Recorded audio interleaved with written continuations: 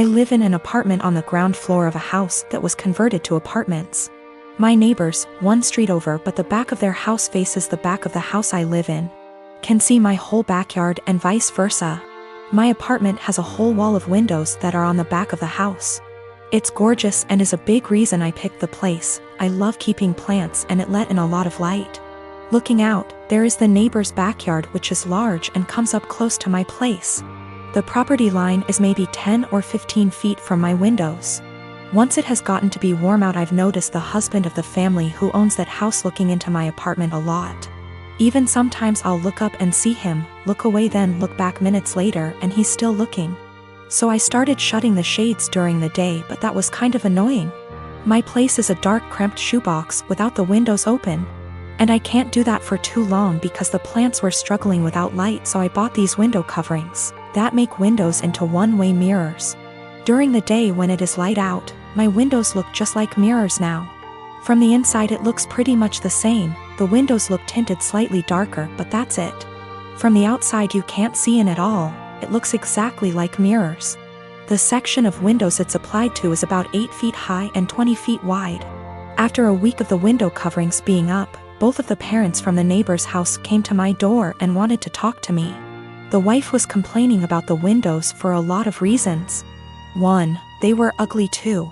It was uncomfortable, especially for the teens and their friends, to have a huge mirror adjacent to the swimming pool. It's at a time that they feel insecure about looks and they have lost interest in hanging out by the pool. 3. In the afternoon and evening, it was reflecting a lot of extra sunlight into their backyard. They couldn't enjoy eating dinner on the back porch with the sun in their eyes. I said sorry about the inconvenience, but I wanted it for privacy. They both pushed back on that some and I said that I needed privacy because of the husband starting. He started denying it in front of his wife, and so I took out my phone where I'd taken pictures and sent it to my group of friends. And showed her a couple pic tires of him gaping at my apartment and the texts from that time. He got mad and said he incidentally looked over, and the 8-foot by 20-foot mirror was a crazy overreaction. I said that I'd like to keep it, and that I was sorry, but frankly this was avoidable. I think they're both mad because they called my landlord, who brushed them off. I have a beautiful wife who loves to serve others. We bought a home down the street from my family. I have a sweet sister who likes to crash at our house with her friends. My wife normally is pretty easygoing until recently. My sister's friends have been leaving messes, mostly towels on the floor after using our pool. My wife got upset picking up after them every day. I have asked my sister to make sure the house is clean after they leave and it has been better. My wife also complained that some of her perfumes / clothes personal items have gone missing. My sister said it's not her. I believe my sister. I just don't see her doing that. I told my wife and we agreed to just replace them. Last week my wife made a couple of pans of cinnamon rolls from scratch. One pan was for us, the second pan was for a coworker's family who is experiencing a tragedy. My wife went to the gym. I went to work and my sister and her friends came by. The one pan wasn't enough for her and her friends.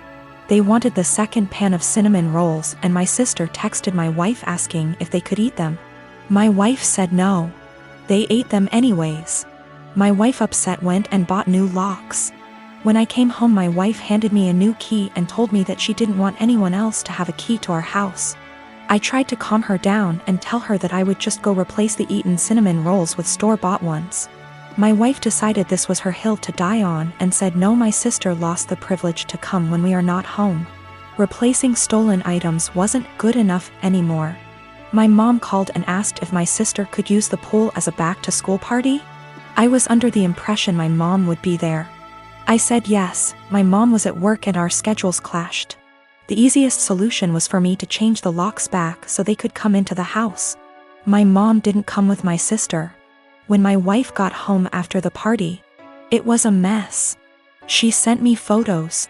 She called me the A for changing the locks without talking to her about it. Keep in mind she did too, then told me I broke her trust. She wasn't safe in her home because she keeps getting robbed and I refused to put an end to it. I did talk to my sister. Then my wife let me know she was staying with a friend for a while. Am I the A here? I feel like I have tried to right any wrongs that have happened between my wife and my sister. I talked to my mom again and let her know my sister isn't allowed over without me home. I asked a friend's wife who is a maid to come deep clean our home. So if / when my wife comes home it's clean. The last thing is my mom asked me to help cover my sister's cheer. She is on track for a scholarship. I told my mom I would pay half of my wife's things were returned. If not, the money was going to replace the stolen items. Also, my sister was invited to homecoming. She wanted me to buy a dress. I told her no for not following our home rules, and the money I saved for the dress is going to pay for the maid. I did replace the locks again. I also am planning a romantic dinner I will make and clean up. I heard a lot about the cinnamon rolls. Someone on here gave me the idea to make them. I am for a dessert. My sister had a bag of my wife's things. More than I thought was gone. Most items are in poor shape. The big thing is she had my wife's grandmother's ring I thought was in the safe. I had no idea it was gone. My sister said that she found it on my wife's nightstand during the party. She forgot she had it on when she left our home. The ring isn't valuable, it's just sentimental. I told my mom who the ring belonged to. My mom lost it. My sister is now grounded. My wife is coming home. I am staying at a friend's house until we can work some of this out. I already stated it, but I did put the locks back on my wife bought. My family doesn't have that key. My mom called my wife last night and asked what my sister can do to fix / replace the damaged items. My wife said have her meet me every morning at 5 a.m. I decided to tag along and see what my wife had planned, trying to support her in whatever punishment she decides to do. You know, the cinnamon rolls. My wife's co-worker's 4 years old is in the final stages of cancer. My wife's plan is for my sister and her to prepare breakfast, get their other kids up and ready for the day, start laundry, basic cleanup, so her co-worker and his wife can spend as much time as he can with the sick child before work. My sister was silent the whole time coming back home. I can tell it really hit her that her life isn't as hard, even being grounded. My husband and I have been married for 21 years. We have 2 adult children, one is in college out of state and the other is in the Navy. When we first got married, my husband was in Navy, and we spent the first 10 years of our marriage moving from place to place, wherever his new duty station was. I found it hard to make friends, and I could not keep a job, so I made a difficult decision and decided to be a som. When he got out of the Navy 11 years ago, he took a job and we moved. 3 years in, he got offered a job in another part of the company, however, it was in another state, so we moved again.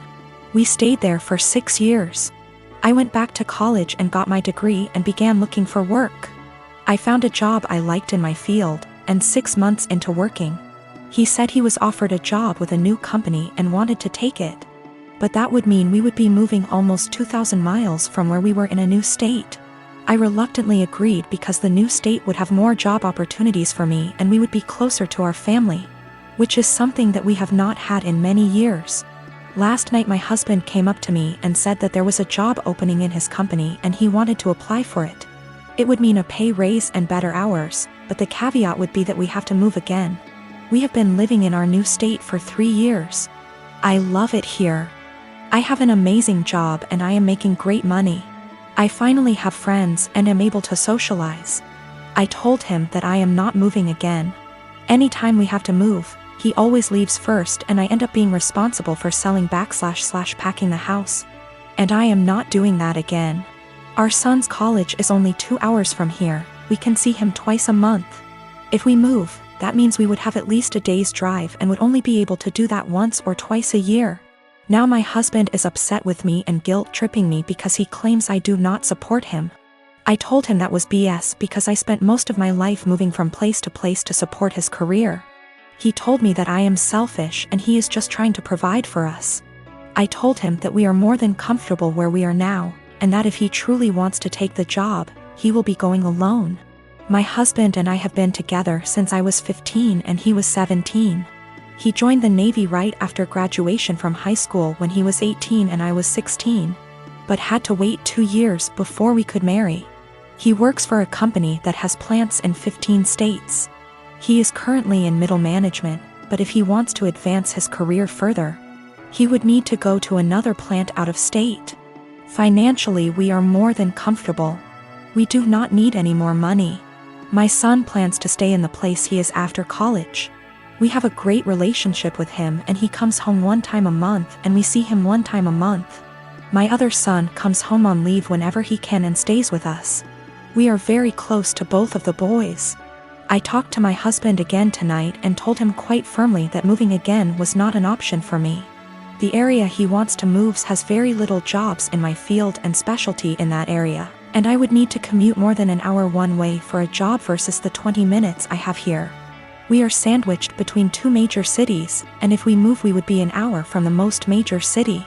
I would also have to take a massive pay cut and work a menial job to build a new network to find employment in my field. My husband is disappointed in me for not wanting to leave. He left to stay with a friend because he needs to think. He doesn't understand why I would force him to turn down an opportunity to advance his career further. I told him to take all the time he needs, but I am not moving again. I said I would revisit the possibility when I am ready for retirement in 15 years, but no sooner. I am a 51 years old male, and I have 3 children, 1 girl, 1 boy, and 1 child is gender neutral. My son Eric is the oldest, Eva is the middle child, and Charlie is my youngest. I'm still very new to the whole LGBTQ thing, so please correct me if I say something wrong. Now sadly, when the children were all young, their mother / my wife passed away in a car accident, and I've been raising them by myself ever since, as I've chosen to never remarry since my wife was / is the love of my life. I'll say I'm definitely not a perfect father, but I've done the best I could to raise my children. Now Eva has always been a bit more wild than her other siblings even before her mother's passing. I've tried everything, ranging from having sit-down talks with her to putting her in therapy, as well as taking parenting classes and reading books to see what I could possibly do to help. Therapy did seem to help a little bit, but decided to stop soon after she turned 18. Now let me tell you the story as to why I'm here now. My daughter Eva still lives with me and Charlie as she goes to school, and has definitely been home more due to the pandemic, but has started to go out more now that they are letting up on some of the regulations. Now I was out getting dinner with an old high school buddy of mine when I get a panicked call from my son, who had been at my house hanging out with his siblings. To summarize what he told me, he got into an argument with Eva and Charlie sided with him. Eva became very volatile and even called Charlie a slur, which is a big hell no for me. So I headed home and tried to calm everything down. I told Eva I didn't care about what they had been arguing about, and that she wasn't allowed to disrespect Charlie or Eric like that. Me and Eva ended up now being the ones to start arguing, but I soon shut it down when I realized it wasn't gonna help. I forced her to apologize and took away her car privileges until she could learn to respect her siblings, and I thought it was the end of that. Well, the next morning after work I ended up coming home and finding scraps of papers all over. At first I didn't get it, but then soon found out that she cut up about half a dozen letters her mother had written me when I was much younger. I was livid. I know it was her because I have a couple cameras in my house. I just walked into her room and told her to get out. She was smug and rolled her eyes, but then I yelled, "Get the